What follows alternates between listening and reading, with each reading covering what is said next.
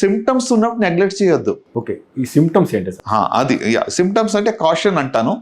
Caution, CAUTION, mnemonic simple గా. C అంటే changes in bowl and bladder habits. Okay, మీకు మలమూత్ర విసర్జనలో మార్పులు వచ్చాయి, blood in the urine, blood in the stool, mucus in the stool, ఎక్కువ రోజులు constipation, ఎక్కువ రోజులు డయేరియా అవుతుంది అన్నప్పుడు నెగ్లెక్ట్ చేయకండి.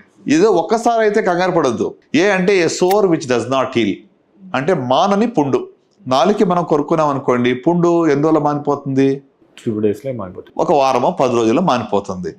పుండు మానటం లేదు, నొప్పి లేదు, పుండు మానటం లేదు అంటే అది క్యాన్సర్ అయి ఉండొచ్చు. థర్డ్గా unusual discharge anywhere in the body, white discharge కానీ ఎక్కువగా, లేకుంటే ది బ్లడీ డిశ్చార్జ్ ఎక్కువ కావటం కానీ, వైట్ డిశ్చార్జ్ ఎక్కువ కావటం కానీ ఉంటే అది కూడా ఒక క్యాన్సర్ యొక్క లక్షణం అయి ఉండొచ్చు. రైట్. సో T అంటే థికనింగ్ ఆర్ లంప్. బాడీలో చిన్నప్పటి నుంచి చిన్న చిన్న గడలు చాలా మందికి ఉంటాయి, దాని గురించి కంగారు పడద్దు. ఇటీవల ఏదైనా కణితి ఏర్పడి ఆ కణితి నొప్పి లేకపోయినా పెరుగుతూ ఉందంటే నెగ్లెక్ట్ చేయొద్దు. ప్రత్యేక రొమ్ములో కానివ్వండి, ఇంక బాడీలో ఏ పార్ట్లో అయినా కొత్తగా కణితి ఏర్పడి పెరుగుతూ ఉంటే నెగ్లెక్ట్ చేయకూడదు. T అయిపోయింది. I అంటే indigestion or difficulty in swallowing, మింగడానికి ఇబ్బంది అవుతుంది.